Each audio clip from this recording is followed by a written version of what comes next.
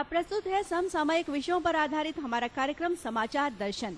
समाचार दर्शन के आज के अंक में हम आपको धमतरी जिले के उस ऐतिहासिक गांव कंडेल लिए चलते हैं, जहां आजादी से पहले वर्ष 2020 में किसानों ने सिंचाई कर के विरोध में नहर सत्याग्रह चलाया था, जिसमें शामिल होने के लिए महात्मा गांधी कंडेल पहुंचे थे। धमतरी जिले से 22 किलोमीटर दूरी पर स्थित है कंडेल गांव। ये कोई आम गांव नहीं है, बल्कि आज एक ऐसी पवित्र स्थली के रूप में स्थापित हो चुका है जहां बापू के कदम पड़े थे। ब्रिटिश शासनकाल में यहाँ के किसानों ने बाबू छोटेलाल श्रीवास्तव और पंडित सुंदरलाल शर्मा के नेतृत्व में पानी लगान के विरोध में आंदोलन छेड़ दिया था। यहाँ के निवासी आज भी पीढ़ी दर पीढ़ी इस घटनाक्रम को याद करते हैं। गांधी जी जिस वाहन में सवार होकर रायपुर से कंडेल पहुँचे थे, उसके चालक हजारी लाल जैन थे, जिन्हें क्षेत्र में सारथी के नाम से जाना जाता है। उनके पोते विजय प्रकाश जैन को बापू के आगमन से लेकर उनके छत्तीसगढ़ प्रवास का हर वाकया जवानी याद है। तो 20 में आए थे, 20 अगस्त को। दूसरी बार 1933 में आए थे, मैंने 22 नवंबर से 28 नवंबर तक 1933 में।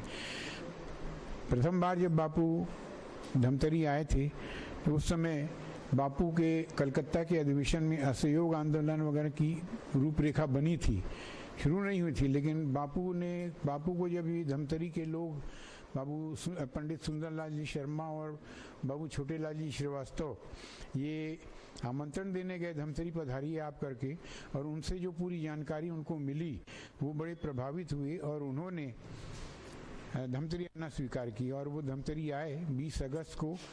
जब वो 20 अगस्त को आए तो उस समय मेरे पिताजी को पंडित रविशंकर शुक्ल ने ये जिम्मेदारी दी कि बापू को जहाँ जहाँ भी जाएंगे आप ले जाएंगे, आप अपनी गाड़ी में उनको जहाँ भी जाना है, जितना भी उनके कार्यक्रम है उनमें आप जाएंगे।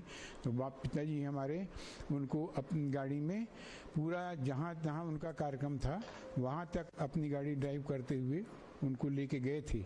धमतरी भी आए थे, रायपुर भी गए थे, दुर्ग भी, जहाँ जहाँ गए बापू वहीं गए।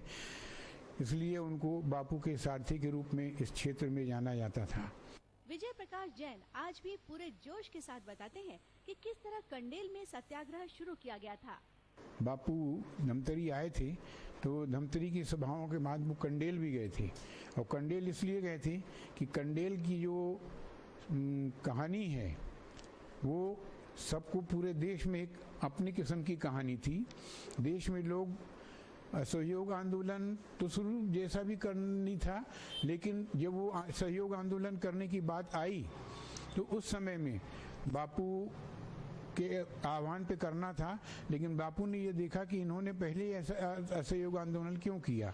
आपको बताऊं कि जो जानकारी मुझको पिताजी से और अपने बुजुर्गों से प्राप्त हुई उसमें कि जब ये हमारा माड़म सिल्ली का बांध बंधा और उस बांध से बाद में ये रुद्री का बांध बंधा, रुद्री के बांध बंधने के बाद वहाँ से जो नहर निकली और उसका खर्चा निकालने के लिए, उसका व्यय निकालने के लिए ब्रिटिश गवर्नमेंट ने किसानों को 10 साल का एग्रीमेंट किया करते थे। आजकल तो 3 साल में एग्रीमेंट रिन्यू करती है हमारी सरकार।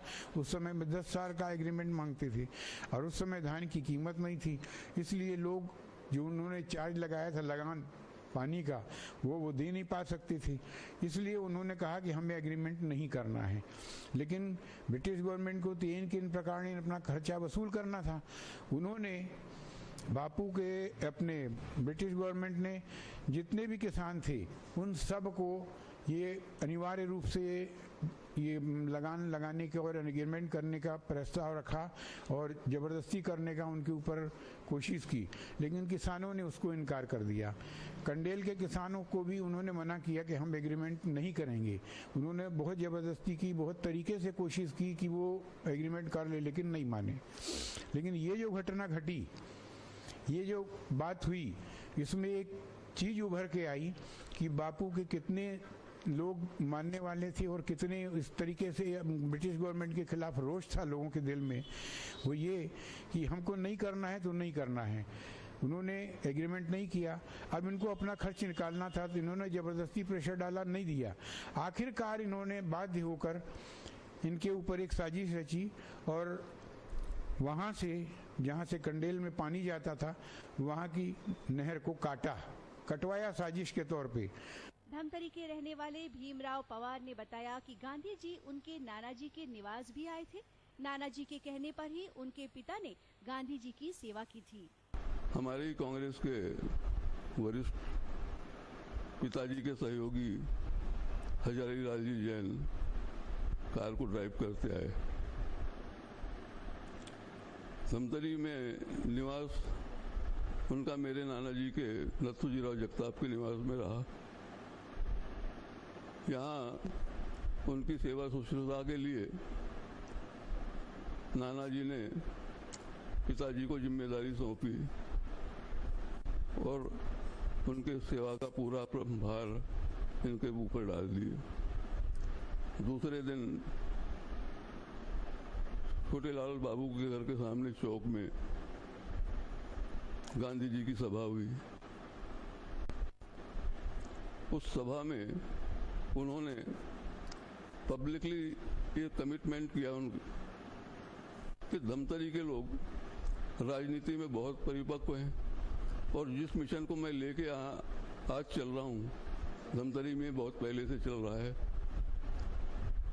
तो धमतरी के लोगों की राजनीतिक चेतना का इतना गहरा असर उनके ऊपर हुआ तो बोले अब सुंदरलाल शर्मा और नारायण राव जी मेघावाल इनको बोले कि आप तो मेरे गुरु हैं, मैं आपको क्या मार्गदर्शन दूं, आप जो कुछ भी कर रहे हैं बहुत अच्छा कर रहे हैं।